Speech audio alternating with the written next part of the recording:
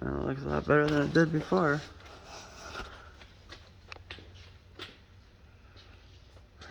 Obviously these holes, it's not lined up because of those holes, but all that is. Now I'm in a good mode. Got new welds. All up in there, new welds, new welds.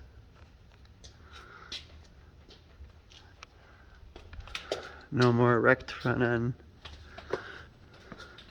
That I didn't do, by the way.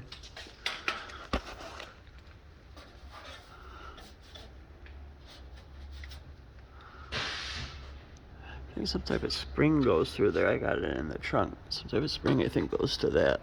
I don't know. I remember, or maybe it's for the headlights. All new fresh welds there, here, over there, you can see.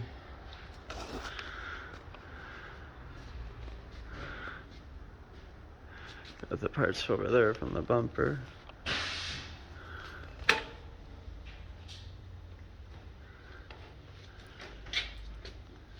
Came out nice.